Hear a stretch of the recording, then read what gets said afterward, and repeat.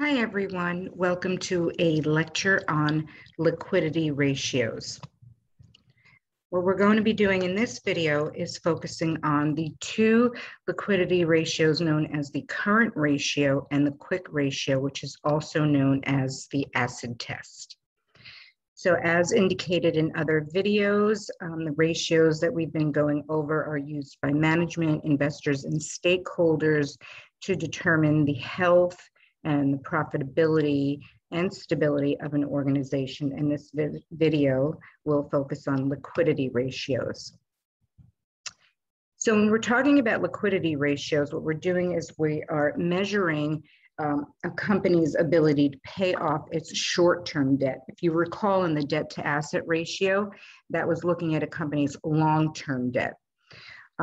So a higher current ratio is more favorable than a lower current ratio because it shows that the company can more easily make current debt payments. So when we're talking about current ratios, we're talking about current assets and current liabilities. And current liabilities are debt that is due in a year or less.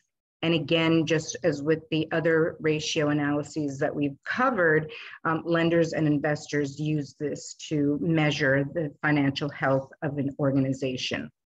So as an example, if the company has a current ratio of 4, it means that the company has 4 times the amount of assets to pay off its short-term debt, and that's a good thing. If you have a current ratio and it's under 1, it means that the company not necessarily has more debt than assets, but it's tinkering, on the side of the debt getting too high than the value of its assets. So the numbers to calculate both of these ratios come from the balance sheet. So again, we're looking at Netflix's balance sheet, and different than the debt to asset ratio, notice that we are looking at total current assets and total current liabilities.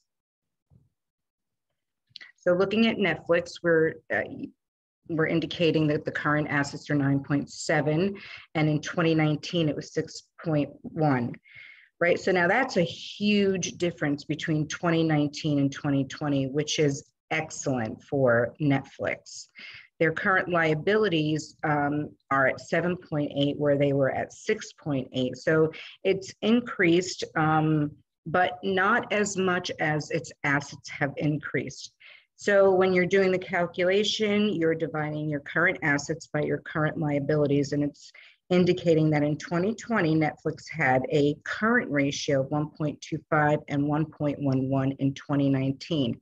So this is improving. The number is getting larger, which means that the number is improving. This indicates that Netflix has $1.25 of liquid assets, cash, available to cover its current liabilities.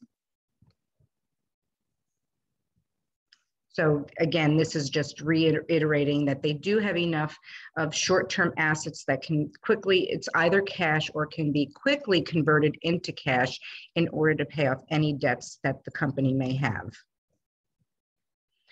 So the quick ratio is very similar to the current ratio, but what it does is it does not include inventory, because for some companies to move inventory, it can take a long time. And so, if you want to really look at something that's very, very liquid, such as cash, and you don't want to include the inventory because it may take a little bit longer to turn that inventory into cash, the quick ratio or acid test does the same exact thing, but it minuses out inventory.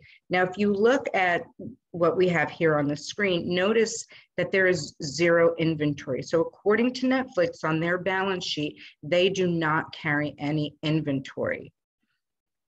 So what would happen is the quick ratio and the current ratio will be the same.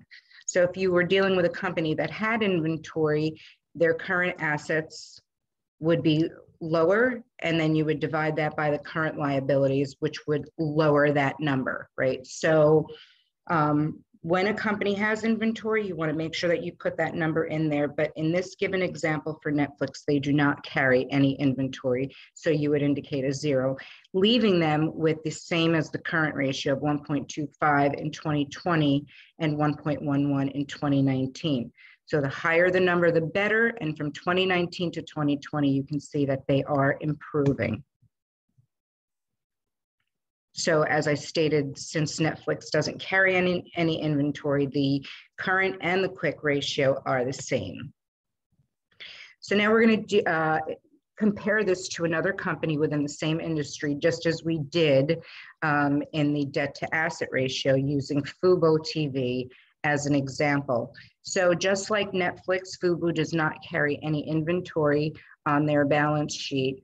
And if you look at Fubo's current assets at 156 versus their current liabilities, they have a 0.69 current and quick ratio.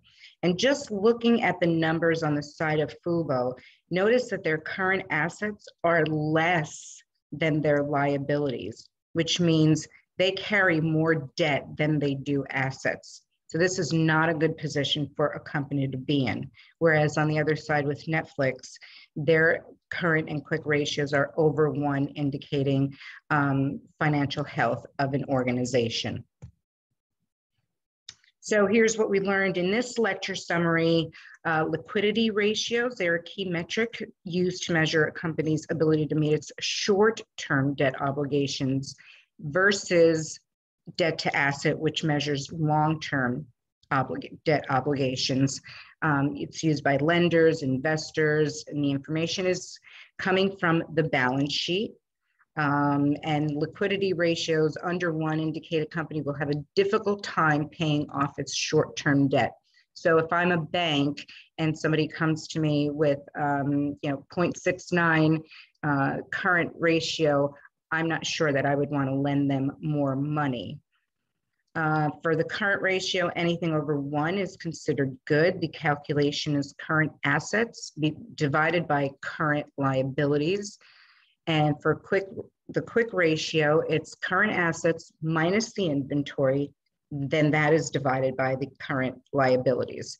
And again, as I've stated, inventory is removed because it can sometimes be more difficult for a company to move their inventory and convert it into cash. If the company does not carry any inventory, the current and quick ratios will be the same. And that's a duplicate on the slide. So that's it for this lecture.